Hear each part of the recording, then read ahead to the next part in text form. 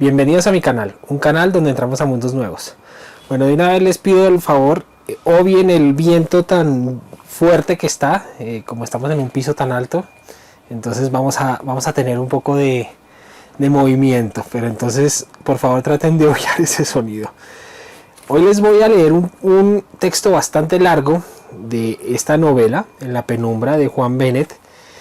Y quiero leer es un capítulo entero, va a ser un poco largo, son como 4 páginas, espero me aguanten, pero es que es tan interesante la forma como este autor crea el personaje y lo va formando y cómo va uno entendiendo quién es él y cómo es como persona. Es muy interesante, entonces por eso lo quiero leer completo, porque yo creo que les va a servir mucho. Como siempre les he dicho, la idea de este canal es ayudar no solo a los escritores, sino también ayudar a los lectores para que empiecen a sacarle más jugo a las lecturas, que empiecen a entender mejor a los personajes, que empiecen a verlos más a fondo. Espero cumplir con eso, como lo siempre he dicho, no soy un experto, pero espero que esto les ayude. Bueno, entonces empecemos a leer y espero les guste mucho. Cuando sonó la campanilla apenas levantó la vista para observar al cliente, ocupado en echar sus cuentas sobre el pequeño escritorio al extremo del mostrador. En una pausa de su trabajo, se bajó los lentes hasta la punta de la nariz y tan solo comprobó que el parroquiano le daba la espalda, envuelto en las sombras del rincón de la ropa. Era esa hora de la tarde, demasiado avanzada para las mujeres, demasiado temprana para la mayoría de los hombres que acudía a su negocio, sin otro propósito que tomarse un botellín y consumir un rato antes de entrar en casa, que, sin apenas clientela, dedicaba a las cuentas. Las cuentas le ocupaban cada día más horas. En otros tiempos les había dedicado las últimas horas de la jornada, tras bajar el cierre, pero la creciente afición de muchos de sus amigos y conocidos a pasarse un rato por la tienda antes de retirarse, le había ido empujando poco a poco a modificar su horario y dedicar a la contabilidad aquel intervalo vespertino un tanto estéril, cuando el mozo podía hacerse cargo del despacho de las mercancías sin más que recabar de él alguna otra indicación acerca de su situación o su precio, porque en su comercio, donde había de todo, no reinaba el orden. Las cuentas le ocupaban cada día más tiempo, cada día le preocupaban más, aun cuando, paradójicamente, la marcha del negocio le preocupara menos cada día. Porque las cuentas le salían siempre mal, aun cuando el comercio fuera cada día más próspero. Sabía que era así, cada día más próspero, pero no sabía por qué, pues las cuentas nunca casaban. Intuía que era así porque cada año tenía más dinero en el banco, cada día tenía más dinero en el banco y poseía más fincas y vendía más y más diversos artículos. Y aquellos que no lograba vender, efectos de su instantánea debilidad ante la insistencia de representantes y viajantes poco escrupulosos, siempre seducidos por el último producto de la industria, arrumados al fondo de la tienda y sobre los que pesaba una tasa de depreciación tan elevada como el sobreprecio de su frustránea novedad, era con mucho compensados por aquellos otros de continua y fácil salida, por lo general alimenticios y de higiene. Nunca le había gustado echar las cuentas de noche, obediente al principio de que el trabajo concluía en el momento de bajar el cierre. A esa hora ya no le quedaba cabeza para las cuentas porque la noche, según él, se había hecho para descansar, y en cuanto a echar el cierre, más que nada era un decir. El último parroquiano era empujado a la calle en el momento en que su mujer anunciaba que la cena estaba lista, pero no antes. Por las mañanas no tenía tiempo. En verdad el negocio se basaba en las ventas de la mañana, femeninas en su mayoría, en comparación con las cuales las de la tarde solo eran una minucia a la que por su gusto y por su economía bien podría haber renunciado para dedicarse plenamente a las cuentas. Al fin y al cabo le habían dicho, así trabajaban en los bancos. Pero por encima de sus gustos, sus intereses y su intuición existía un código mercantil que le exigía mantener el comercio abierto por las tardes, aun cuando no vendiera una escoba, tan solo para dar satisfacción a unas normas que estaba muy lejos de recusar, a pesar de no llegar nunca a comprender su utilidad. Pues estaba convencido de que en el supuesto de que se le permitiera abrir la tienda tan solo por las mañanas, el negocio no solo seguiría siendo tan próspero, sino contablemente claro y firme, y, por consiguiente, mucho más satisfactorio y tranquilizador. Pues en tanto las cuentas no estuvieran claras, por más próspero que fuera el negocio, nunca dejaría de ser inquietante. Más allá de su vista y del alcance de su razón, se situaba un futuro donde se diera la doble condición, el negocio próspero y las cuentas claras. Pero bien, para consolarse de la amargura que le producía la imposibilidad de ganar tal estado, bien porque tuviera el premonitorio atisbo de la continuidad de toda imperfección, no podía dejar de sospechar que si un día lograra alcanzarlo, habría de surgir inexorablemente un nuevo vicio del sistema mercantil, por el momento oculto por el fallo de la contabilidad, acaso más temible y comprometedor que el derivado de la ignorancia y la torpeza con que se movía en el terreno de los números. Tiempo atrás se había matriculado en un curso de contabilidad por correspondencia de 32 entregas semanales, al cabo de las cuales y a cambio del puntual envío de los ejercicios prácticos con franqueo concertado, le sería entregado un diploma sellado y firmado por el director del centro, reconocido oficialmente. Durante las 4 primeras semanas las cosas fueron bien. No tuvo la menor dificultad en comprender las lecciones y desarrollar de manera correcta los ejercicios, y ya empezaba a vislumbrar, y en otro tímido plano de su conciencia a temer, la posibilidad de alcanzar para la siguiente primavera el dominio de la práctica contable, cuando en la 5ª lección tropezó con un escollo.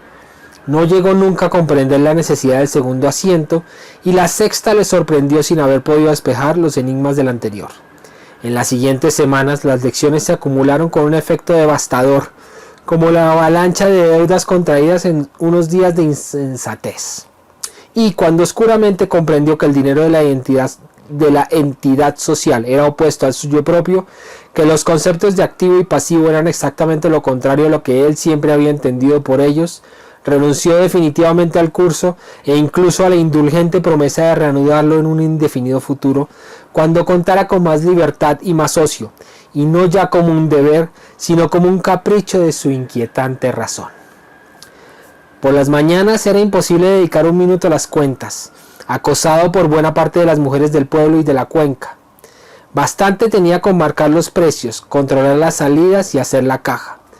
Así que dedicaba su atención a las cuentas a la vuelta de la siesta, antes de abrir la tienda, a eso de las 5 de la tarde, cuyo cierre de manera deliberada prolongaba con frecuencia hasta olvidarse de descorrer el cerrojo y quitar el aviso, por lo que no era raro que el parroquiano inoportuno le sacara de su ensimismamiento golpeando en el cristal de la puerta con los nudillos. Por lo general, se trataba de un inoportuno al que recibía con desgana, mascullando protestas para sus adentros, y hasta sentía cierta satisfacción si se veía en la imposibilidad de atender su demanda por la carencia del artículo solicitado.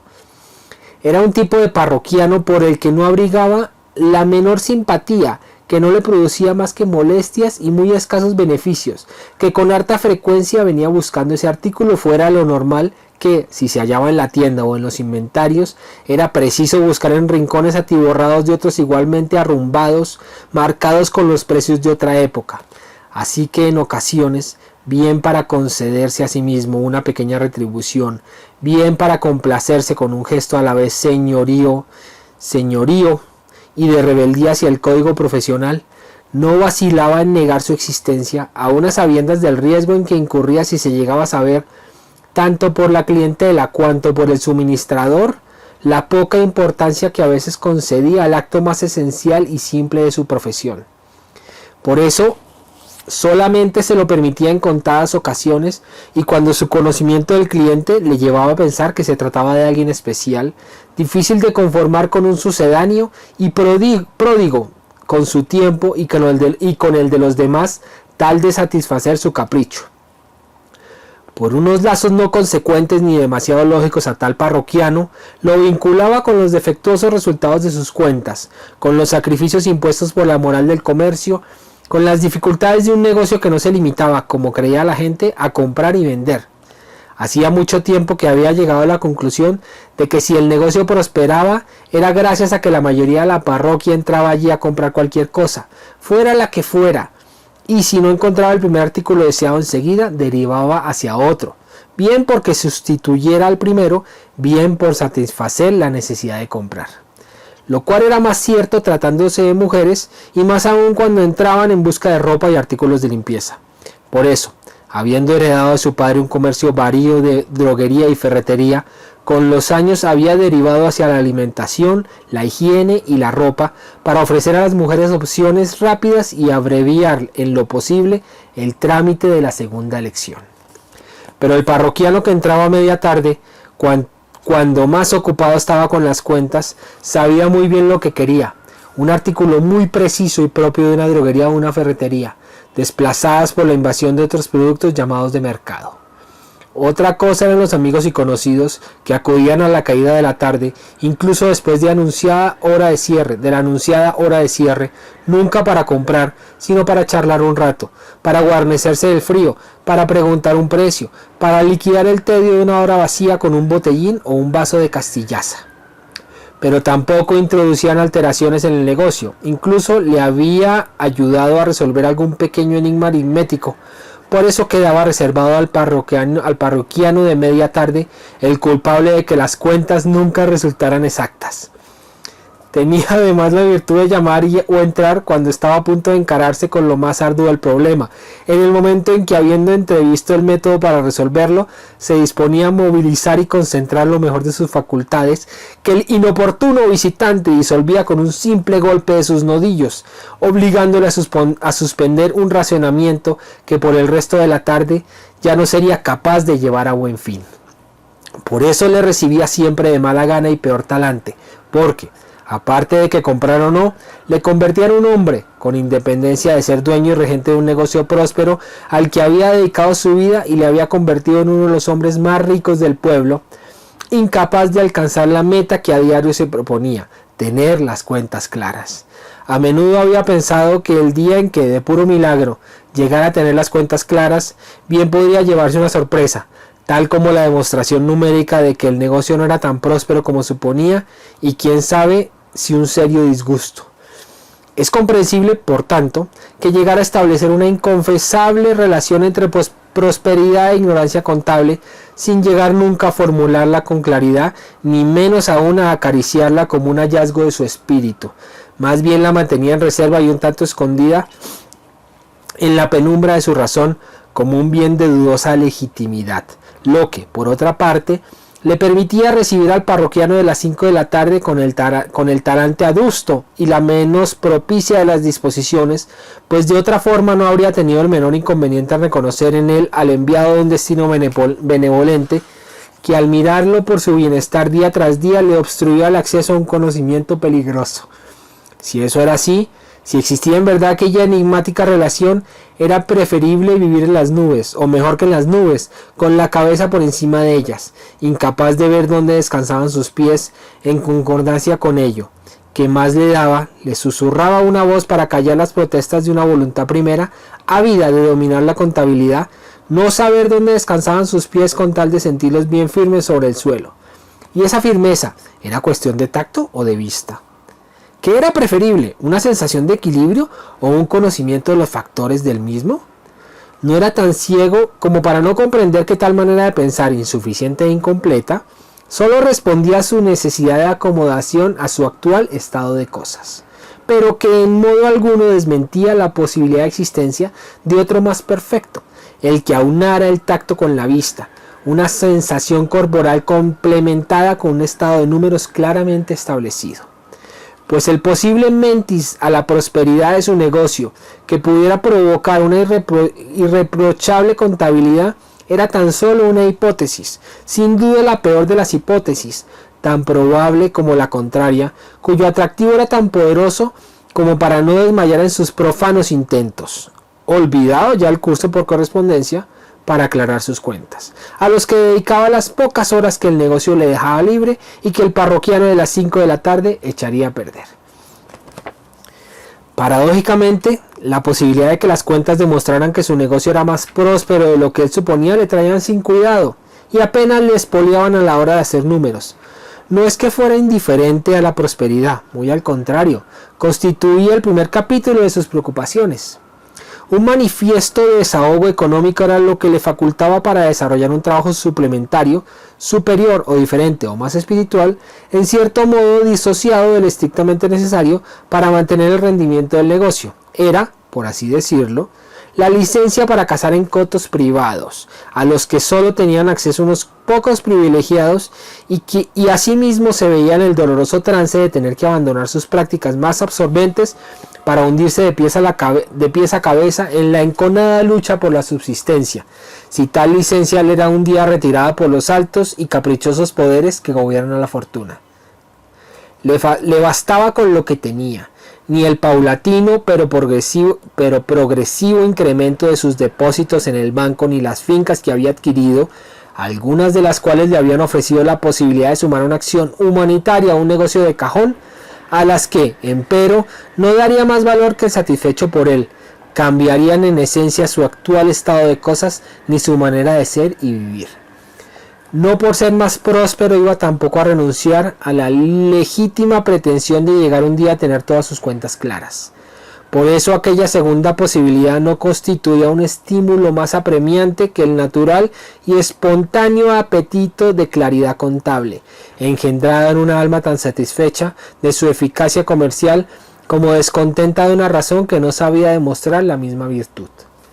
Cuando comprendió que una vez más tenía que abandonar el empeño porque el campanillazo había desbaratado su atención, abandonó su puesto en el escritorio y se llegó hasta el otro extremo del mostrador a fin de atender, de mala gana, al parroquiano cuya silenciosa e inobstructiva presencia en el rincón de la ropa le resultaba más oprimente que si hubiera entrado dando voces. Bueno, aquí vemos muchísimas cosas muy interesantes. Voy a comentarlas más, yo creo que todas las que pueda, así sea un poco largo,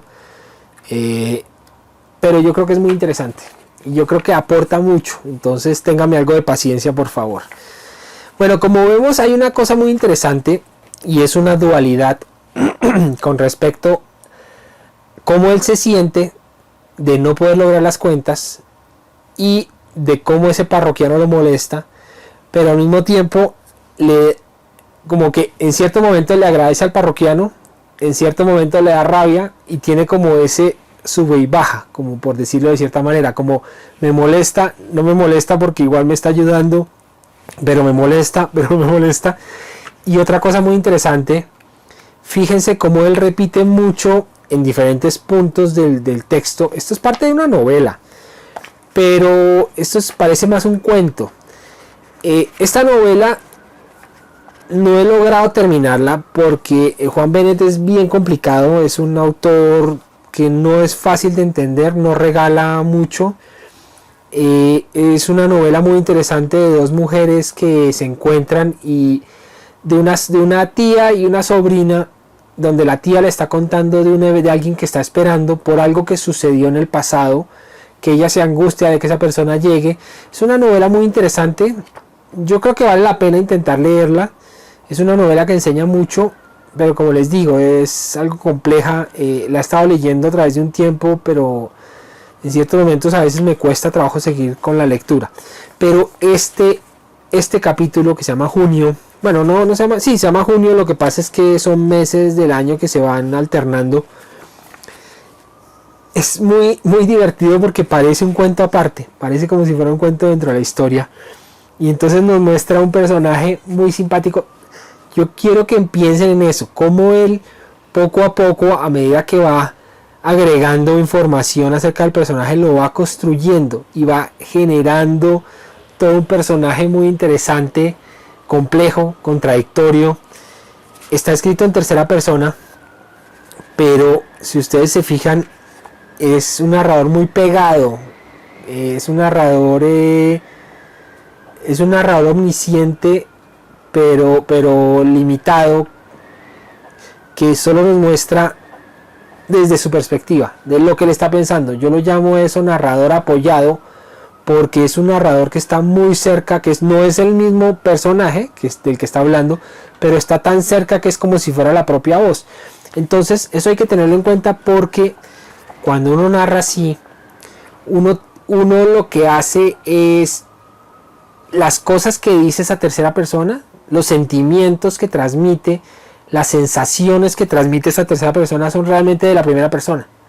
Si él dice, habla algo del ambiente, que era un ambiente, en este caso no, pero si habla por ejemplo de un ambiente pesado, denso, en cierta forma, si está muy pegado, es el personaje el que está sintiendo eso, el que está percibiendo eso.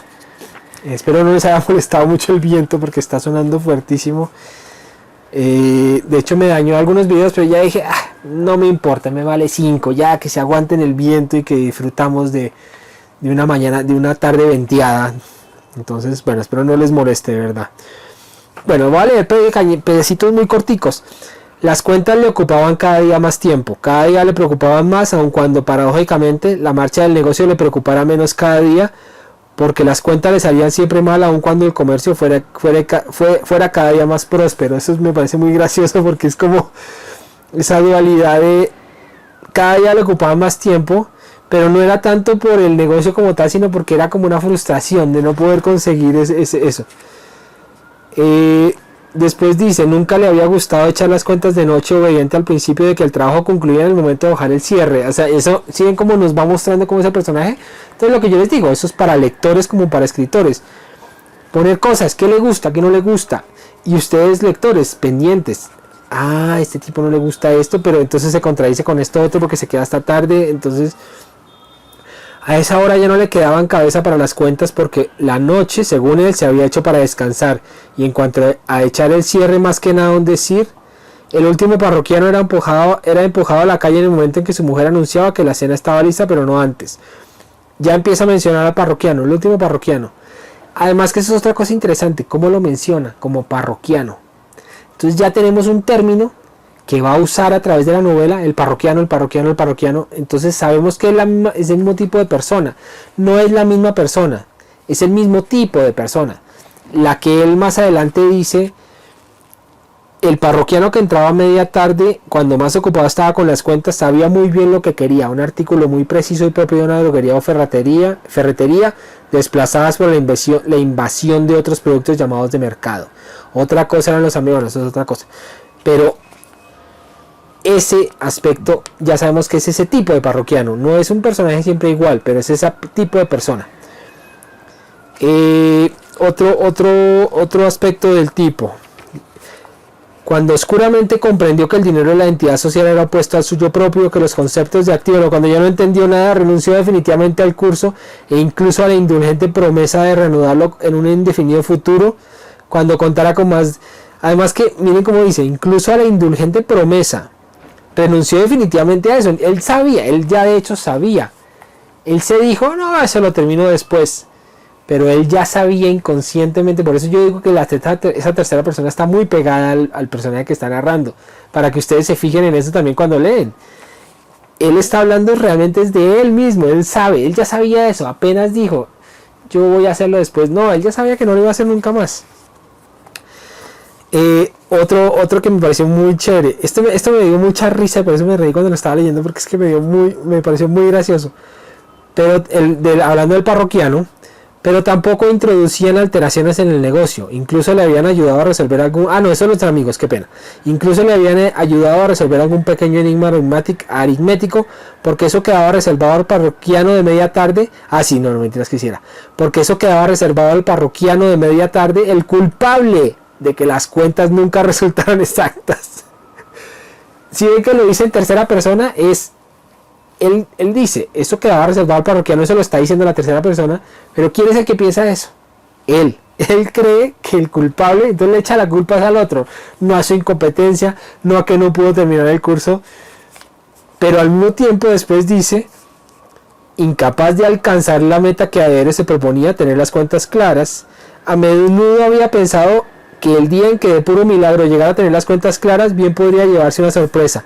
Lo que les decía yo, es totalmente contradictorio. Admite que el intruso es una bendición, o sea, admite que igual le ayuda. Entonces, eso es lo interesante de este texto, de cómo nos va mostrando una cosa y otra cosa totalmente contradictoria en un texto en tercera persona. Entonces, eso es lo interesante que uno puede hacer, de cómo jugar con esa cercanía que usa el autor.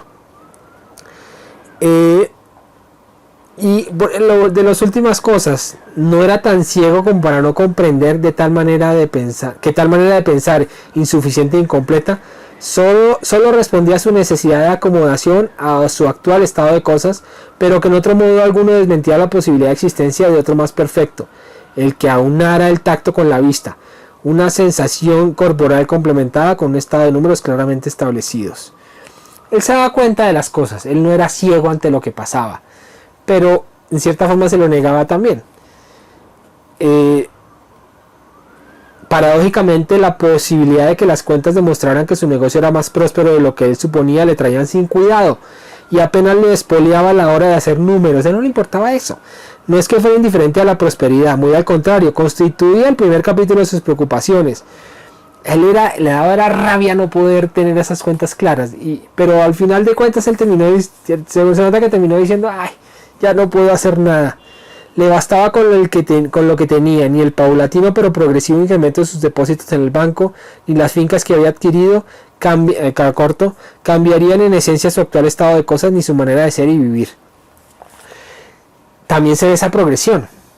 Empieza con una cosa, nos va mostrando cómo va cambiando, pero a través de ese capítulo va cambiando hasta, al principio preocupado por las cuentas, trató de mejorarlo en un pasado, pero igual seguía manteniéndolo hasta que ya no le importaba, hasta que ya dijo, ya no había nada más que hacer. Y lo que muestra al final, cuando comprendió que una vez más tenía que abandonar el empeño porque el campanillazo había desbaratado su atención, abandonó su puesto en el escritorio y se llegó hasta el otro extremo del mostrador a fin de atender de mala gana, eso es lo más chistoso, que él realmente no es que tenga mala gana, al parroquiano cuya silenciosa e inobstructiva presencia en el rincón de la ropa le resultaba más oprimente que si hubiera entrado dando voces. Nuevamente esa contradicción que mantiene a través de todo el texto, lo cual me pareció muy interesante. Y bueno, ya con eso terminamos este texto. Espero que les haya gustado y nos vemos en una próxima oportunidad.